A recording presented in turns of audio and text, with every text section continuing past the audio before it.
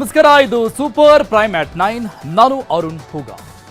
DK Shivakumar ಪದಗ್ರಹಣಕ್ಕೆ countdown ಶುರುವಾಗಿದೆ. ಸಂಪುಟ ರಚನೆಗೆ ಹೈಕಮಾಂಡ್ಗೆ ಸವಾಲಾಗಿದೆ. ನಾಳೆ ಡಿಕೆಶಿ ದೆಹಲಿಗೆ ತೆರಳಿ ಸಹಿಯನ್ನ ಪಡೆಯಲಿದ್ದಾರೆ.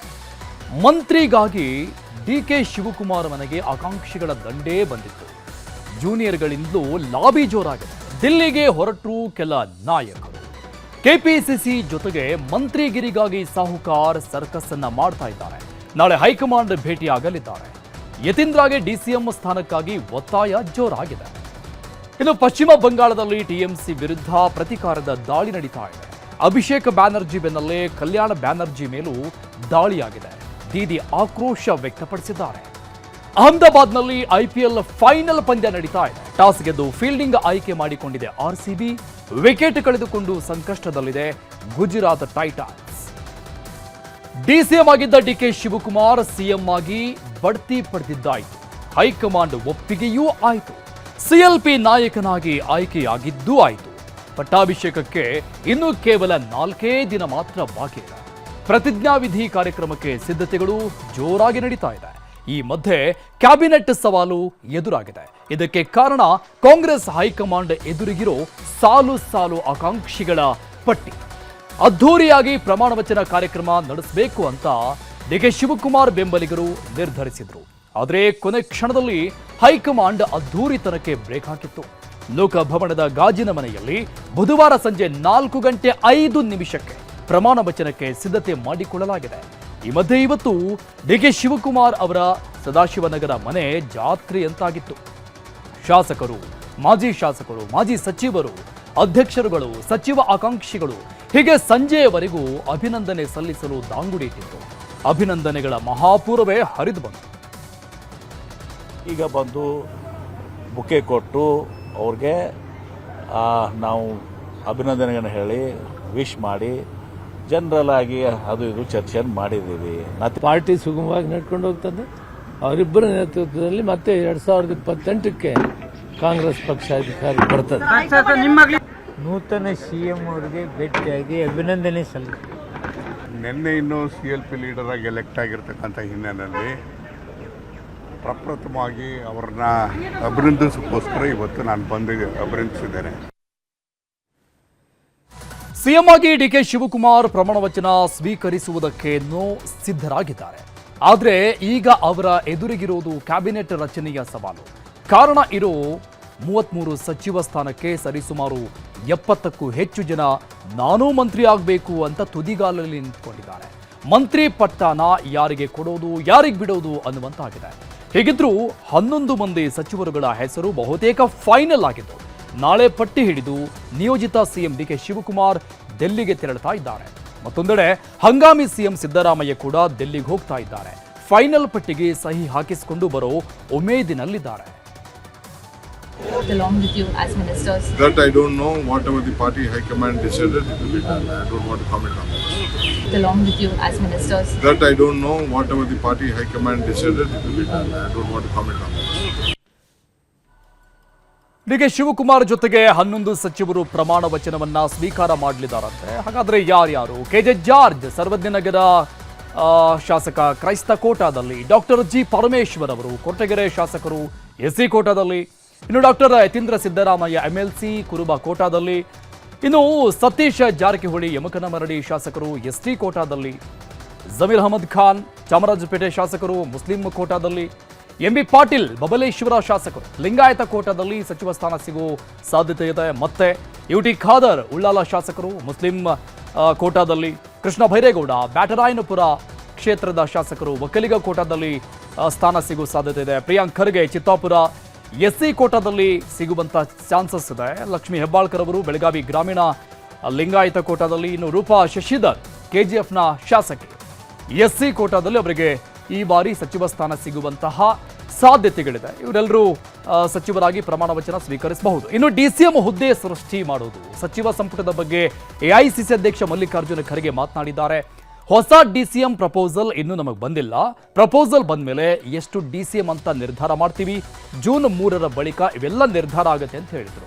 2 ಹಂತಗಳಲ್ಲಿ ಸಚಿವ ಸಂಪುಟ ರಚನೆ ಆಗಬಹುದು ಅಂತ ಮತ್ತೊಂದು ಕಡೆ ಸತೀಶ್ ಜಾರಕಿಹೊಳಿ ಕೂಡ ಹೇಳಿದ್ದಾರೆ. ಈಗ ನೋಡ್ಬೇಕು, ಇನ್ನೂ ಪ್ರಪೋಸಲ್ ಯಾವುದೂ ಬಂದಿಲ್ಲ. ಪ್ರಪೋಸಲ್ ಬಂದ ಮೇಲೆ ಎಷ್ಟು ಮಿನಿಸ್ಟರ್ ಮಾಡಬೇಕು, ಎಷ್ಟು DCM ಮಾಡಬೇಕು, ಅಥವಾ ಇಂಪಾರ್ಟೆಂಟ್ ಚೇರ್ಮನ್ಗಳನ್ನು ಇದ್ರ ಜೊತೆಯಲ್ಲೇ ಮಾಡಬೇಕು, ಇವೆಲ್ಲ ಚರ್ಚೆ ನಡೆದಿದೆ. ಸದ್ಯಕ್ಕೆ ಒಂದು ಹಂತದಲ್ಲಿ ಮಾಡಿ, ಅದು ಆದಮೇಲೆ ಮತ್ತೊಂದು 15 ದಿವಸ, ಒಂದು ತಿಂಗಳು ಬಿಟ್ಟು ಮತ್ತೊಂದು ಹಂತದಲ್ಲಿ ಉಳಿದಂಥ ಇದು ಸದಸ್ಯರನ್ನು ತಗೊಳ್ಬೇಕು ಅಂತ ಒಂದು ವಿಚಾರ ಇದೆ. ಆದರೆ ಮುಖ್ಯಮಂತ್ರಿಗಳು ಏನು ವಿಚಾರ ಮಾಡ್ತಾರೋ ಇನ್ನೂ ನಮಗೆ ಗೊತ್ತಾಗಿದೆ.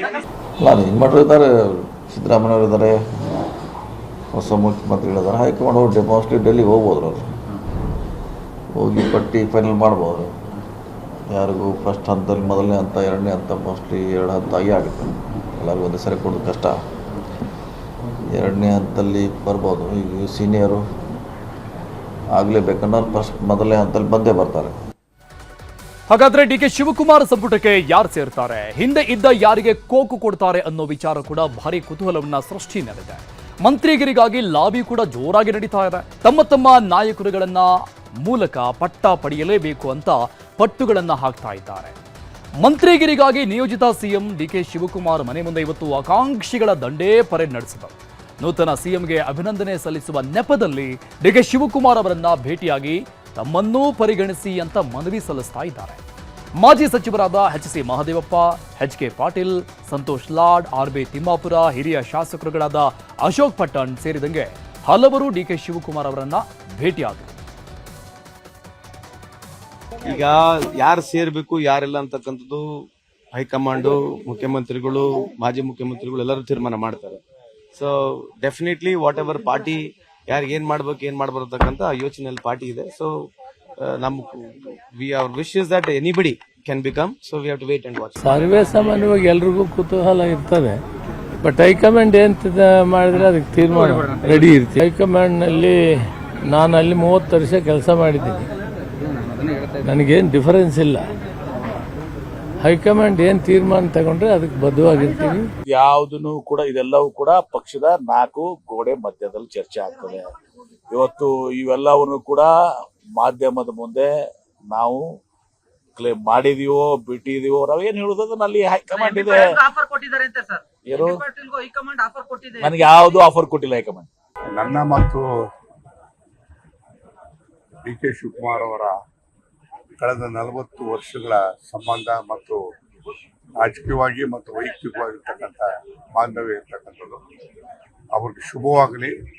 ಮುಂದೆ ಎಲ್ಲ ಸಮಸ್ಯೆಗಳು ಕೂಡ ಎದುರಿಸುವಂಥ ಸಾಮರ್ಥ್ಯ ಅವರಿಗೆ ಧೈರ್ಯ ತೈಪಾಲಿಸಲಿ ಅಂತ ಹೇಳಿ ನಾನು ಪ್ರಾರ್ಥಿಸಿದ್ದೇನೆ.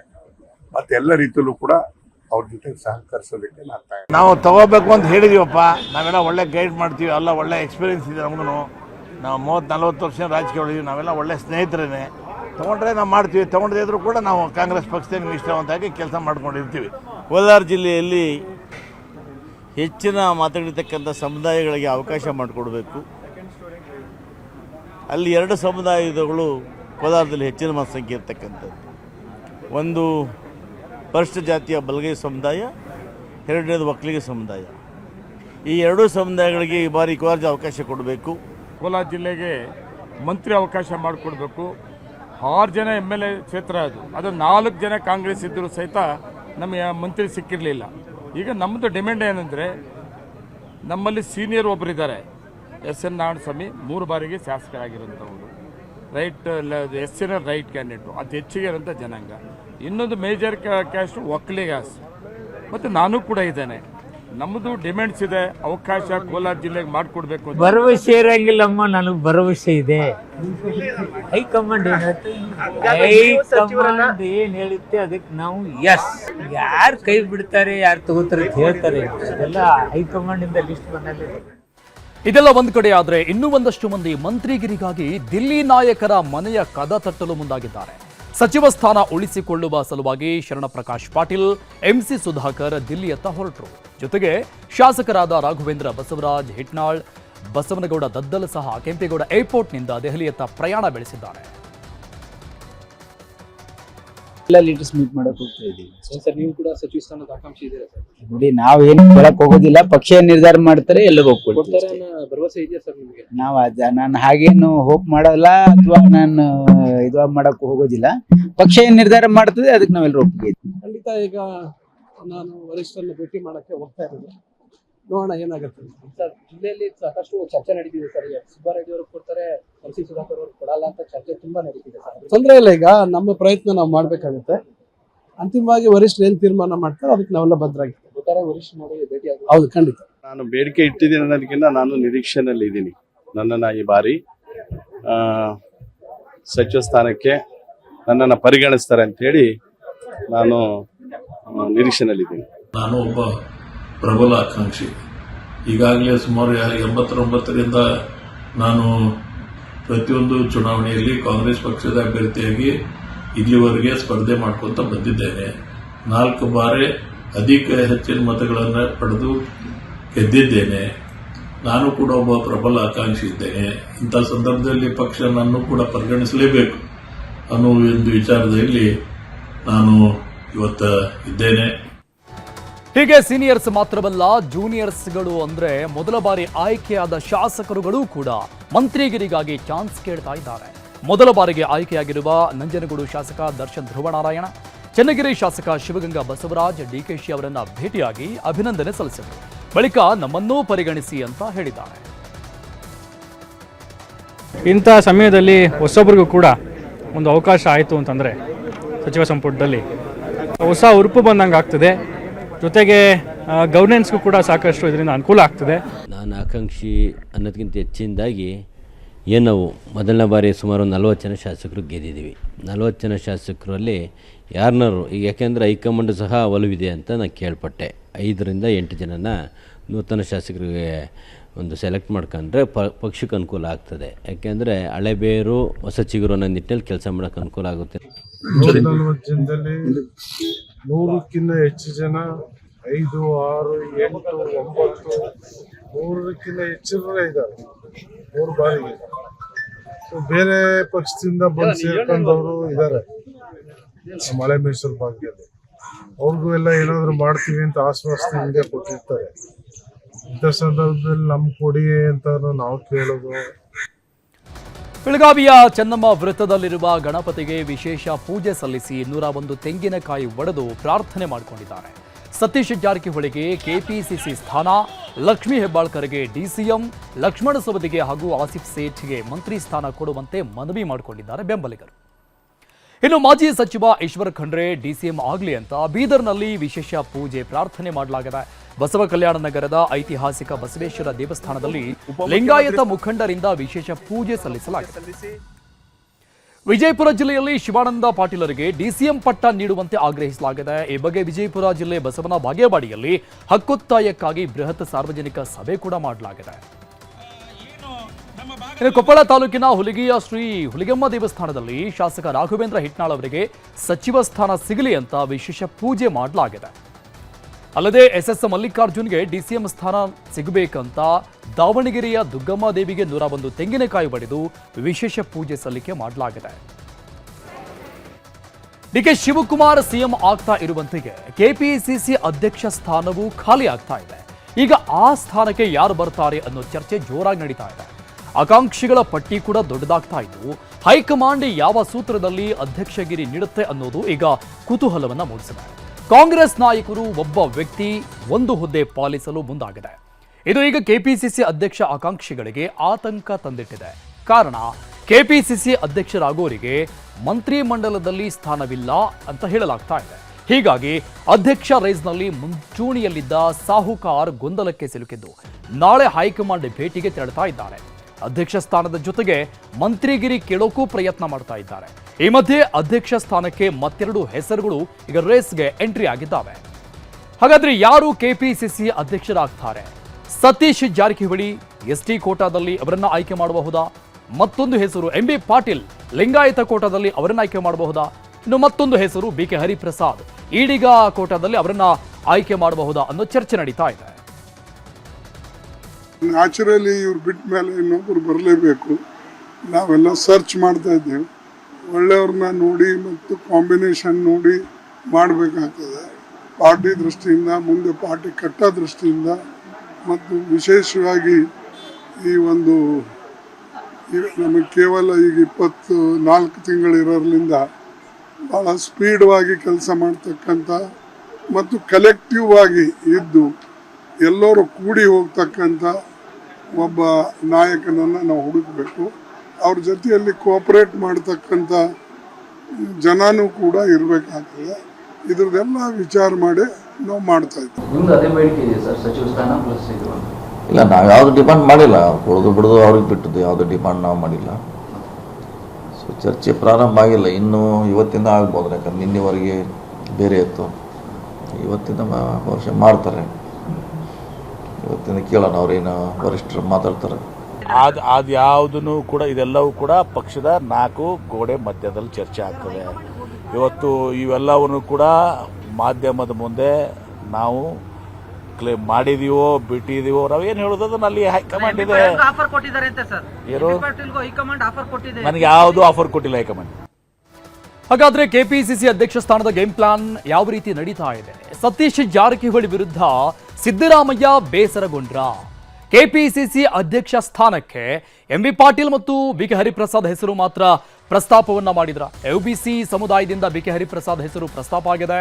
ಮತ್ತೊಂದು ಲಿಂಗಾಯತ ಸಮುದಾಯದಿಂದ ಎಂಬಿ ಪಾಟೀಲ್ ಹೆಸರು ಸಿದ್ದರಾಮಯ್ಯನವರು ಪ್ರಸ್ತಾಪ ಮಾಡಿತು. ಬಿಕೆ ಹರಿಪ್ರಸಾದ್ ಪರ ಸಿದ್ದರಾಮಯ್ಯ ಹೆಚ್ಚಿನ ಒಲವನ್ನ ವ್ಯಕ್ತಪಡಿಸ್ತಾ ಇದ್ದಾರೆ. ಸಿದ್ದರಾಮಯ್ಯ ನಡೆಯಿಂದ ಸಾಹುಕಾರ್ಗೆ ಈಗ ಆತಂಕ ಸೃಷ್ಟಿಯಾಗಿದೆ. ಮಂತ್ರಿಗಿರಿ ಸಿಗದೆ ಅಧ್ಯಕ್ಷರಾದ್ರೆ ಜಿಲ್ಲೆ ಮೇಲೆ ಕಂಟ್ರೋಲ್ ತಪ್ಪುವಂತ ಭೀತಿ ಒಂದ್ ಕಡೆ ಇದೆ. ಹೀಗಾಗಿ ನೇರವಾಗಿ ಹೈಕಮಾಂಡ್ ಭೇಟಿಯಾಗಿ ಲಾಬಿಗೆ ಮುಂದಾಗ್ತಾ ಇದ್ದಾರೆ ಸತೀಶ್ ಜಾರಕಿಹೊಳಿ. ನಾಳೆ ದಿಲ್ಲಿಗೆ ಹೋಗಿ ಹೈಕಮಾಂಡ್ ಜೊತೆ ಮಾತುಕತೆಗೆ ನಿರ್ಧಾರವನ್ನ ತೆಗೆದುಕೊಂಡಿದ್ದಾರೆ. ಈ ಎಲ್ಲದರ ಮಧ್ಯೆ ಸಿದ್ದರಾಮಯ್ಯ ಹಾಗೂ ಸತೀಶ್ ಜಾರಕಿಹೊಳಿ ನಡುವೆ ಎಲ್ಲವೂ ಸರಿ ಇಲ್ಲ ಅನ್ನೋ ಬಗ್ಗೆ ರಾಜ್ಯ ರಾಜಕೀಯದಲ್ಲಿ ಭಾರಿ ಚರ್ಚೆ ಆಗ್ತಾ ಇದೆ. ಸಿದ್ದರಾಮಯ್ಯ ವಿರುದ್ಧ 37 ಶಾಸಕರ ಸಹಿ ಹಾಕಿಸಿ ಹೈಕಮಾಂಡ್ಗೆ ಕೊಟ್ಟಿದ್ದಾರೆ ಅನ್ನೋ ಬಗ್ಗೆ ಹಲ್ಚಲ್ ಸೃಷ್ಟಿಯಾಗಿದೆ. ಈ ಬಗ್ಗೆ ಪ್ರತಿಕ್ರಿಯಿಸಿರುವ ಸತೀಶ್ ಜಾರಕಿಹೊಳಿ ಇದೆಲ್ಲ ಕಂಪ್ಲೀಟ್ ಬೇಸ್ಲೆಸ್ ಅಂತ ಆರೋಪವನ್ನ ತಳ್ಳಿಹಾಕಿದ್ದಾರೆ. ಅದು ಮಾಡ್ತಾರೆ, ಏನು ಮಾಡ್ತಾರೆ ಎರಡು ದಿವಸ ಮಾಡೋರು ಏನು ಮಾಡೋರು, ಏನು ಬೇಸ್ಲೆಸ್ ಅದು ಏನು ಅದರದ್ದು ಏನು ಸೈನ್ ಮಾಡಿದೆ ಲೆಟ್ರ್ ಇದೆ ಯಾರ್ದ? ನೀವು ಯಾರೋ XYZ ಎಲ್ಲೋ ಒಂದು ಮೂಲೆಯಲ್ಲಿ ಕೂತು ಹಾಕಿದವಂಗೆ ಇಷ್ಟು ಪ್ರಾಮುಖ್ಯತೆ ಕೊಡೋದು ಅವಶ್ಯಕತೆ ಇಲ್ಲ. ಅದು 37 ಹೆಂಗೆ ಹೇಳಿದವನು. ಮತ್ತು ಅವ್ರು ಯಾರು ಅಷ್ಟು ಪ್ರಬಲರಿದ್ದಾರೆ? 37 ಜನ ಯಾರ್ಯಾರು ಸಹಿ ಮಾಡಿದ್ದಾರೆ? ಸುಮ್ಮನೆ ಅವನು ಹಾಕಿದಾನೆ, ಅದ್ರ ಹಿಂದೆ ಯಾವುದೋ ಒಂದು ಕಾಣದ ಕೈಗಳು ಸ್ವಲ್ಪ ಅದನ್ನು ಪುಷ್ ಮಾಡ್ತಾ ಇದೆ. ನಮ್ಮಲ್ಲಿ ಗೊಂದಲ ಹೊಡಿಸ್ಲಿಕ್ಕೆ ಅದೇ ಗೊಂದಲ ಆಗೋಲ್ಲ. ರಿಯಾಲಿಟಿ ಎಲ್ಲರಿಗೂ ಗೊತ್ತಿದ್ದಿದೆ. ಇದೆಲ್ಲದರ ಮಧ್ಯೆ ಮಾಜಿ ಸಚಿವ ಸತೀಶ್ ಜಾರಕಿಹೊಳಿ ಬಗ್ಗೆ ನಕಲಿ ಫೇಸ್ಬುಕ್ ಖಾತೆ ಸೃಷ್ಟಿಸಿ ಅಪಪ್ರಚಾರ ಮಾಡಲಾಗ್ತಾ ಇದೆ ಅಂತ ಬೆಳಗಾವಿ ಜಿಲ್ಲಾ ಸಿಇಎನ್ ಪೊಲೀಸ್ ಠಾಣೆಯಲ್ಲಿ ದೂರು ದಾಖಲಾಗಿದೆ. ಕರುನಾಡ ಕುರುಬ ಗೌಡ್ರು ಅನ್ನೋ ಫೇಸ್ಬುಕ್ ಪೇಜ್ನಲ್ಲಿ ಸಿದ್ದರಾಮಯ್ಯ ವಿರುದ್ಧ 37 ಜನ ಶಾಸಕರ ಸಹಿ ಸಂಗ್ರಹದ ಆರೋಪ ಮಾಡಲಾಗಿತ್ತು. ಈ ಪೋಸ್ಟ್ ಹಾಕಿದ್ದವರ ವಿರುದ್ಧ ಸತೀಶ್ ಜಾರಕಿಹೊಳಿ ಆಪ್ತರು ದೂರು ಕೊಟ್ಟಿದ್ದಾರೆ. ಎಫ್ಐಆರ್ ಕೂಡ ದಾಖಲಾಗಿದೆ. ಇನ್ನು ರಾಜ್ಯದಲ್ಲಿ ಉಪಮುಖ್ಯಮಂತ್ರಿ ಹುದ್ದೆ ಸೃಷ್ಟಿಸುವ ಬಗ್ಗೆ ಮೊದಲು ಈ ಬಗ್ಗೆ ಚರ್ಚೆಗೆ ಬಂದಿತ್ತಾದ್ರೂ ನಂತರ ಹೈಕಮಾಂಡ್ ಈ ಬಗ್ಗೆ ಅಷ್ಟೇನೂ ತಲೆ ಕೆಡಿಸಿಕೊಂಡಂತೆ ಕಾಣ್ತಾ ಇಲ್ಲ. ಹೀಗಿದ್ರೂ ಹೈಕಮಾಂಡ್ ಹುದ್ದೆ ಸೃಷ್ಟಿಸುವಂತೆ ಕೂಗು ಜೋರಾಗ್ತಾ ಇದೆ. ಯತೀಂದ್ರ ಸಿದ್ದರಾಮಯ್ಯ ಅವರಿಗೆ ಡಿಸಿಎಂ ಸ್ಥಾನ ನೀಡಬೇಕು ಅಂತ ಹಂಗಾಮಿ ಸಿಎಂ ಸಿದ್ದರಾಮಯ್ಯ ನಿವಾಸ ಕಾವೇರಿಗೆ ಇವತ್ತು ವರುಣಾ ಕ್ಷೇತ್ರದಿಂದ 100 ಜನ ಅಭಿಮಾನಿಗಳು ಬಂದು ಆಗ್ರಹಿಸಿದ್ದಾರೆ. ಯತೀಂದ್ರ ಅವರಿಗೆ ಡಿಸಿಎಂ ಸ್ಥಾನದ ಜೊತೆಗೆ ಮೈಸೂರು ಉಸ್ತುವಾರಿ ಸ್ಥಾನ ಕೊಡಬೇಕು ಅಂತ ಘೋಷಣೆ ಕೂಗಿದ್ದಾರೆ. ನಂತರ ಮನೆಗೆ ಕರೆಸಿಕೊಂಡ ಸಿದ್ದರಾಮಯ್ಯ ಮನವಿಯನ್ನ ಆಲಿಸಿ ನನ್ನ ಕೈಯಲ್ಲಿ ಏನೂ ಇಲ್ಲ, ಹೈಕಮಾಂಡ್ ನಿರ್ಧಾರ ಮಾಡುತ್ತೆ ಅಂತ ಸಮಾಧಾನ ಮಾಡಿ ಹೇಳಿ ಕಳಿಸಿದ್ದಾರೆ.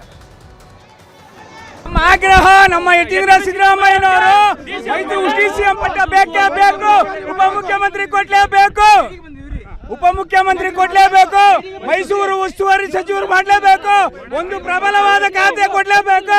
ನಮ್ಮ ಮುಂದಿನ ಹಿಂದ ನಾಯಕರು ಡಾಕ್ಟರ್ ಸಿದ್ದರಾಮಯ್ಯ ಡಿಸಿಎಂ ಮಾಡಲೇಬೇಕು, ಬೇಕೇ ಬೇಕು.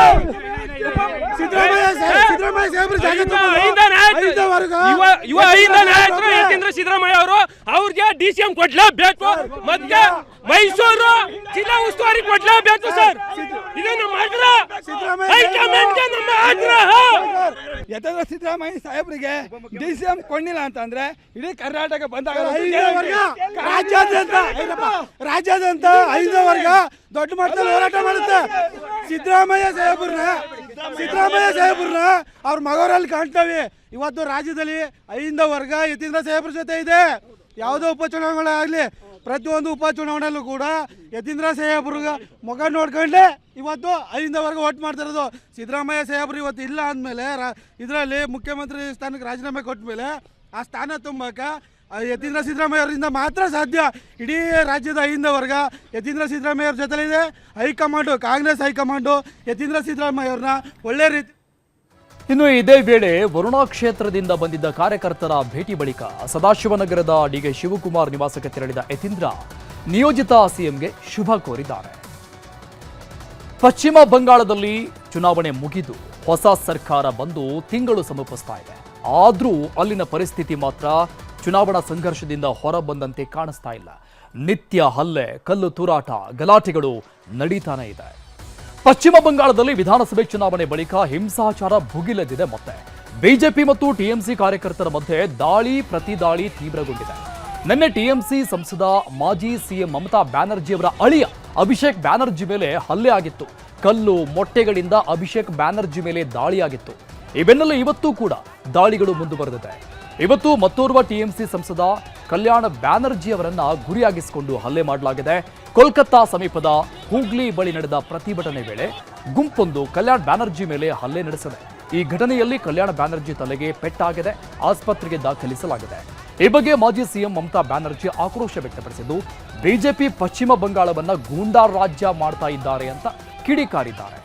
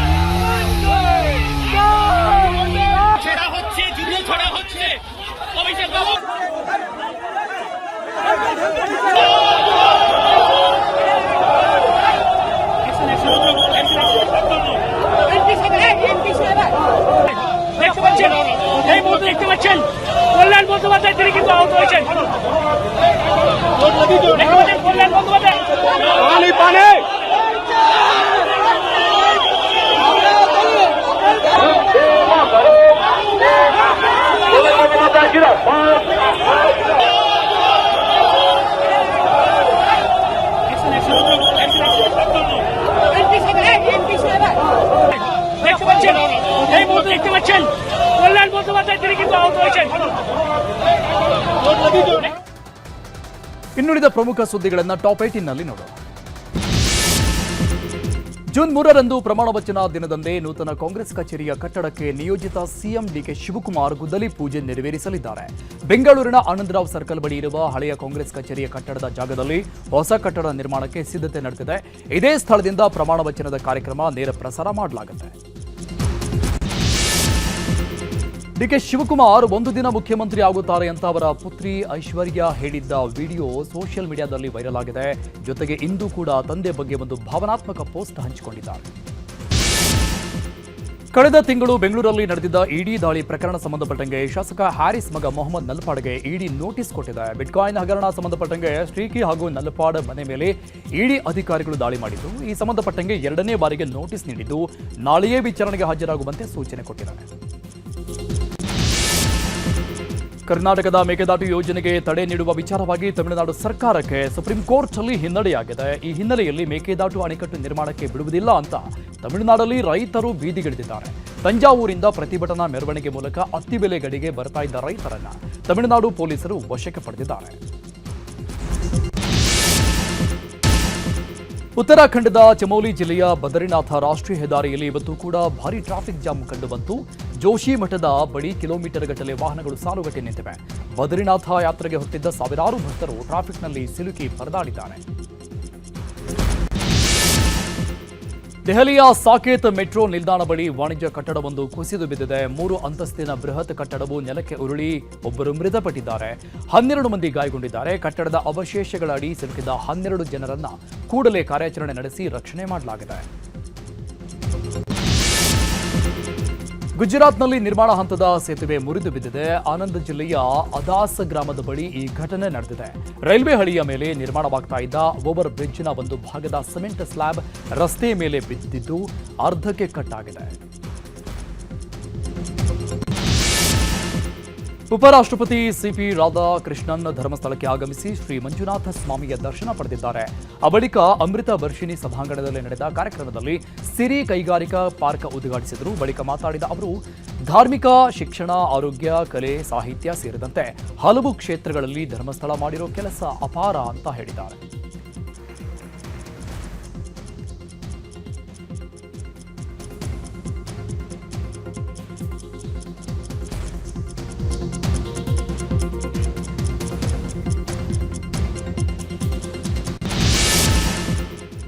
ಗದಗದಲ್ಲಿ ಬೃಹತ್ ಹಿಂದೂ ಸಮಾವೇಶಕ್ಕೆ ಚಾಲನೆ ಕೊಡಲಾಗಿದೆ. ಗದಗ ನಗರದ ಬಿಡಿಎಸ್ಟಿಸಿ ಮೈದಾನದಲ್ಲಿ ಸಮಾವೇಶ ಆಯೋಜಿಸಲಾಗಿದೆ. ಮುಂಡರಗಿ ಅನ್ನದಾನೇಶ್ವರ ಮಠದ ಜಗದ್ಗುರು ನಾಡೋಜ ಅನ್ನದಾನೇಶ್ವರ ಮಹಾಸ್ವಾಮಿಗಳು, ವಚನಾನಂದ ಸ್ವಾಮೀಜಿ ಸೇರಿದಂತೆ 300ಕ್ಕೂ ಹೆಚ್ಚು ಸ್ವಾಮೀಜಿಗಳು ಭಾಗಿಯಾಗಿದ್ದಾರೆ.